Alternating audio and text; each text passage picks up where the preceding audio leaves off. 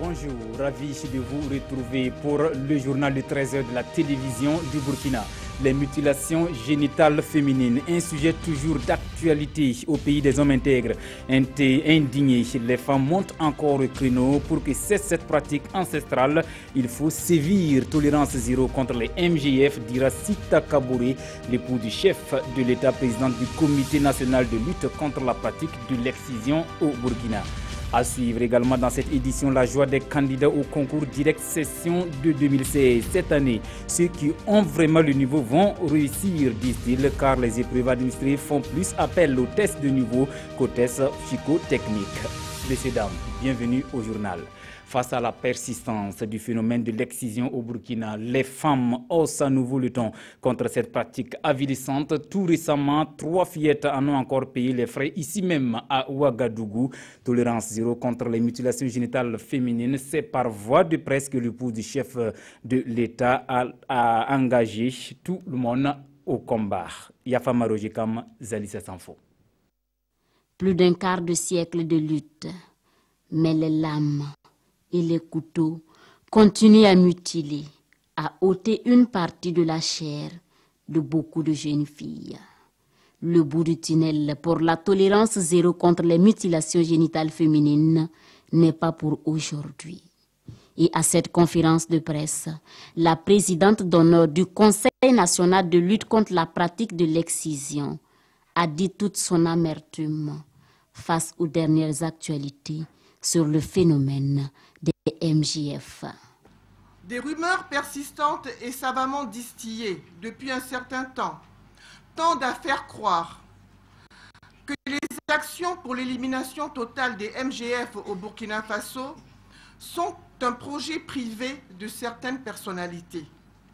Ces informations erronées induisent en erreur nombre de citoyens et préparent les esprits à un renoncement à leur engagement de ne plus exciser les filles. Pour Sika Kabouré, la tolérance zéro ne doit pas être une volonté, mais une norme, une règle à établir, et tous devraient s'engager pour sa mise en œuvre.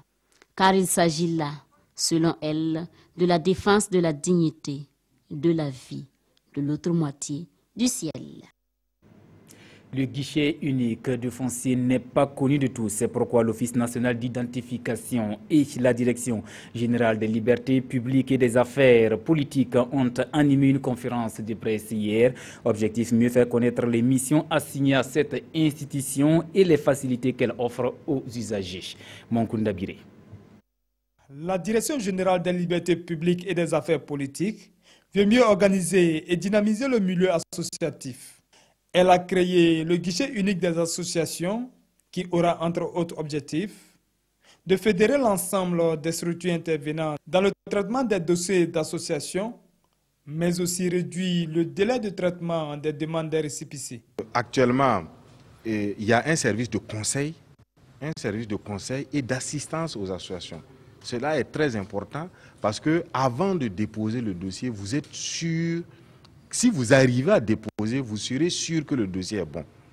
Parce qu'il ne servait à rien, de par le passé, on recevait les dossiers comme ça, un peu silencieusement, sans échange et sans dynamisme avec les structures associatives.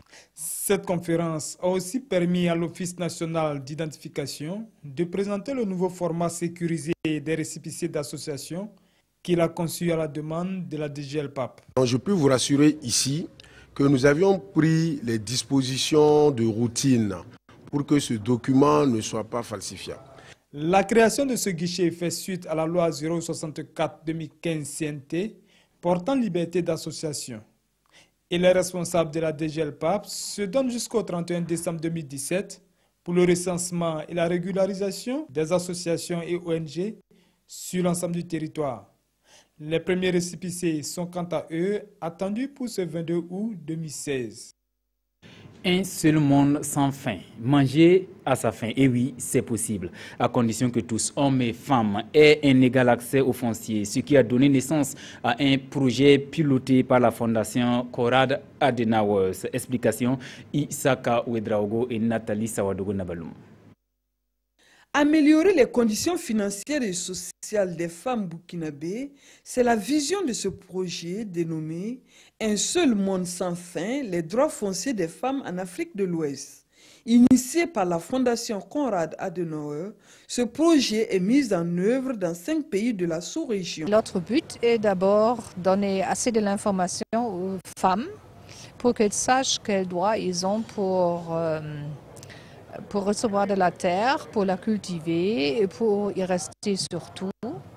Deuxièmement, nous aimerions bien aussi mêler les dames aux actions pour qu'elles se battent, pour qu'ils luttent aussi pour leurs droits. Pour le coordonnateur du projet, le Burkina Faso est en avance avec les textes, mais leur application pose problème. Nulle part il n'est écrit que la femme n'a pas accès à la terre. Mais lorsque vous allez dans la réalité, on se rend compte qu'il y a des couacs. Surtout en ce qui concerne les lieux aménagés, comme quand vous prenez DIN, ça au moins avec le MCA on a fait beaucoup d'efforts et c'est ça aujourd'hui qui peut être utilisé comme, si vous voulez, une base de référence pour nous permettre d'avancer. La durée du projet est prévue pour 3 ans. Autre point de l'actualité, les enseignants du supérieur des pays de l'UEMOA à l'école de la didactique, une formation voulue par le cabinet africain d'études et de recherche pour le développement et l'UEMOA en vue d'améliorer la qualité de l'enseignement dans nos universités. Ismaël Diloma-Sirima. Ces 192 enseignants et chercheurs venus de la sous-région sont désormais mieux outillés pour donner des cours dans les universités. Durant 12 jours, ils ont bénéficié d'une formation en didactique portant sur les domaines tels les sciences de la santé, de l'économie et de l'agronomie. C'est très important parce qu'on aura un support pédagogique pour pouvoir enseigner d'une façon selon une harmonie sous-régionale. Ce séminaire de formation va aussi permettre de guider les étudiants vers des filières pourvoyeuses d'emploi. Vraiment, c'est travailler à l'amélioration du profil des produits de l'université en termes d'employabilité pour que ceux qui sont formés ne viennent pas grossir le rang des chômeurs parce qu'ils auront appris des choses qui ne correspondent pas à des besoins réels sur le marché de l'emploi. Donc la question de l'employabilité et le profil expert des formés est apparu comme un élément clé. Le but de cette formation est de permettre aux enseignants de mieux appliquer la réforme licence master doctorat dans les universités des pays membres de l'UEMOA. Et pour ce faire, des unités d'encadrement pédagogique pour l'enseignement supérieur vont être mises en place pour guider le corps professoral.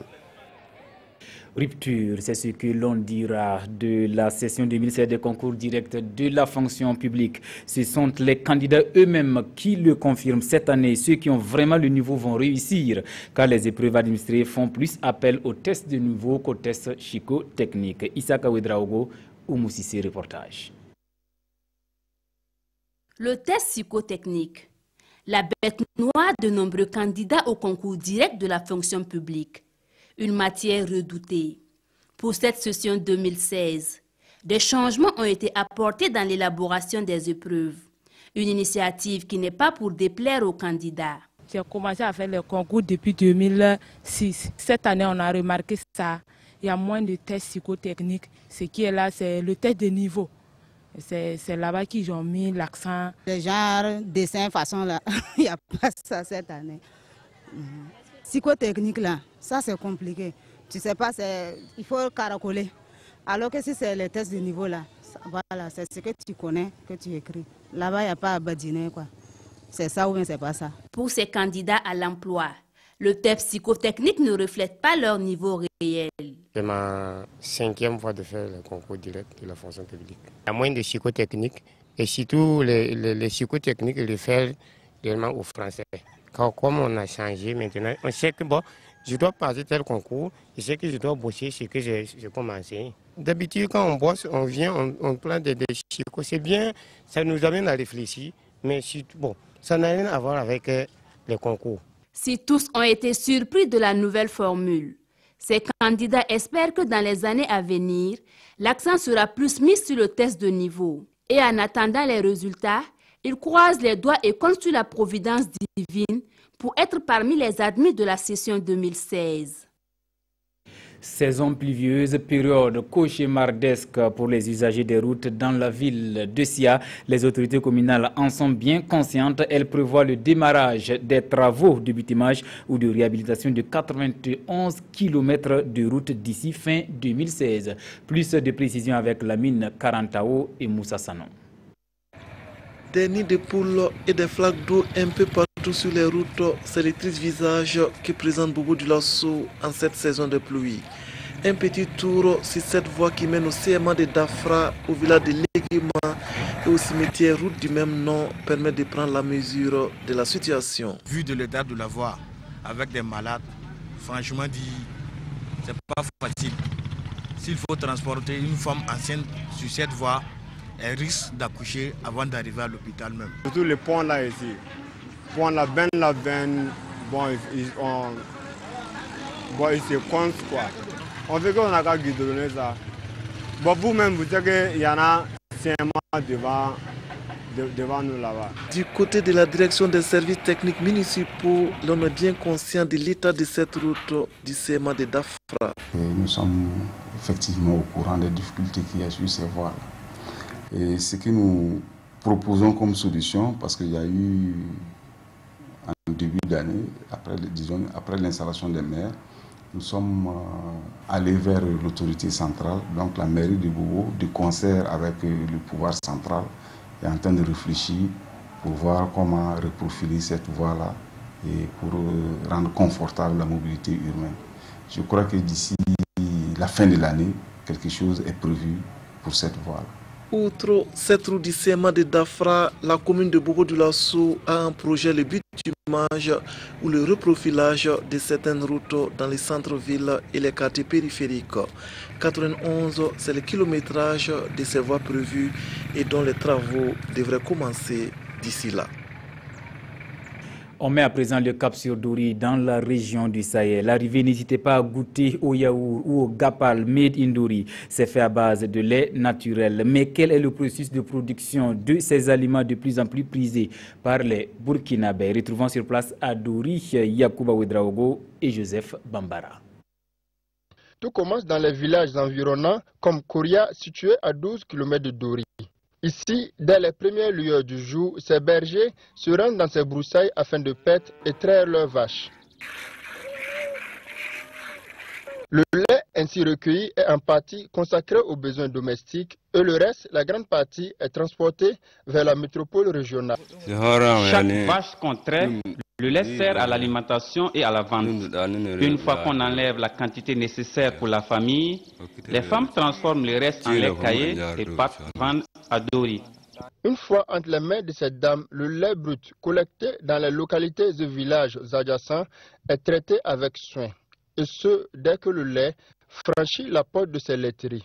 On fait le texte, regardez s'il y a de l'eau ou il n'y en a pas, ou bien si c'est bon, c'est pas bon, avant de mettre dans le feu. Passé cette étape qui permet de s'assurer de la qualité du lait, le liquide blanc est mis au feu. On bouillit ça maintenant, on met dans le frigo.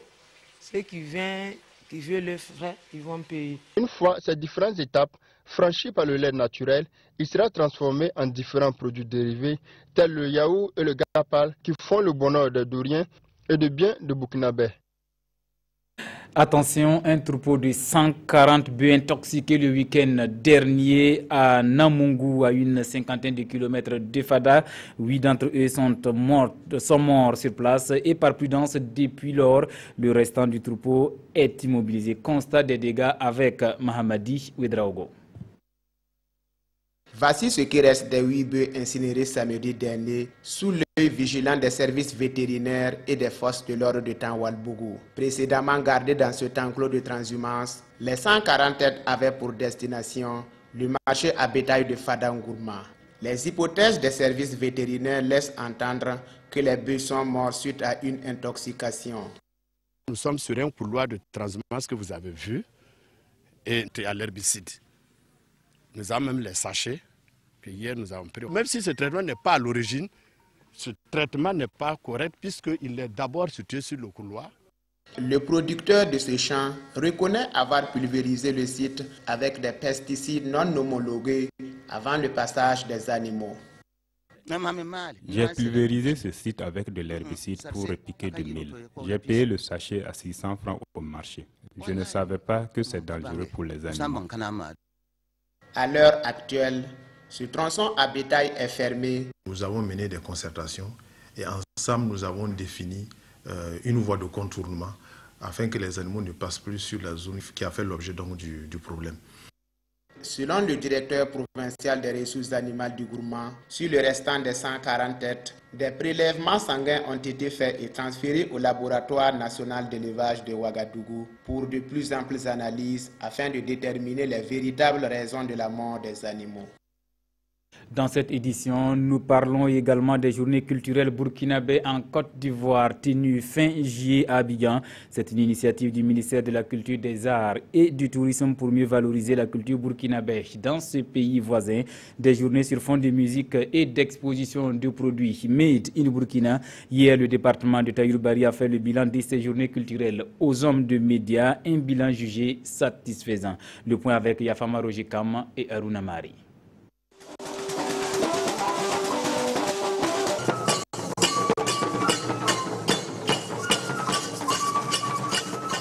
Le potentiel culturel du Burkina était à l'honneur du 28 au 30 juillet dernier à Abidjan en Côte d'Ivoire. C'est à la faveur des journées culturelles burkinabées, un rendez-vous qui se veut un trait d'union entre la mère patrie et la diaspora burkinabé résidant au pays de Fouette-Boigny.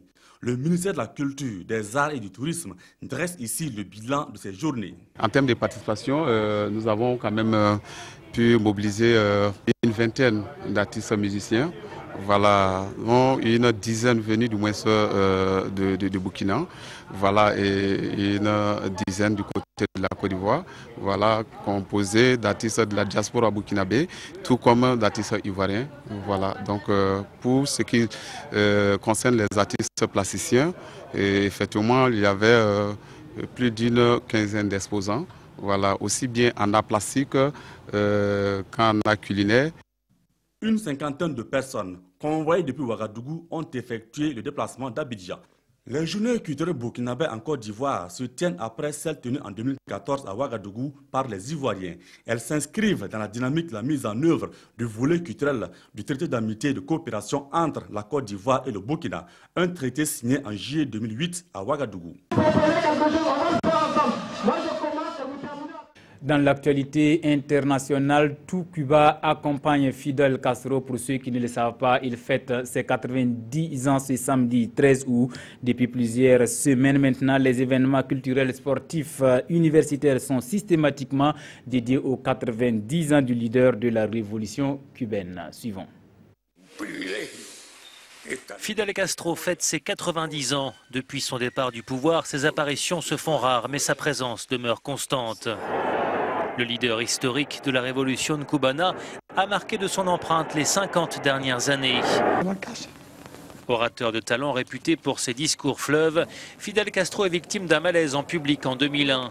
Sa santé commence à faiblir et en 2006, il se voit contraint d'abandonner le pouvoir. Mais en coulisses, il continue de jouer un rôle de patriarche. Il reçoit des personnalités. Son âme reste celle d'un révolutionnaire. Voici ce qu'il disait en avril lors du congrès du Parti communiste de Cuba.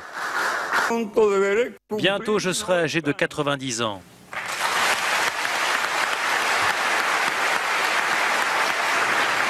Je n'ai jamais imaginé une telle idée. Et cela n'a jamais été le résultat d'un effort. Ce fut un pur hasard. Bientôt, je serai comme tout le monde. Le tour de tout le monde vient. Mais les pensées des communistes cubains resteront. Mesdames et messieurs, c'était là notre version de l'actualité. Merci pour votre attention et surtout pour votre fidélité toujours renouvelée sur la RTB. Bonne suite des programmes de la télévision du Burkina.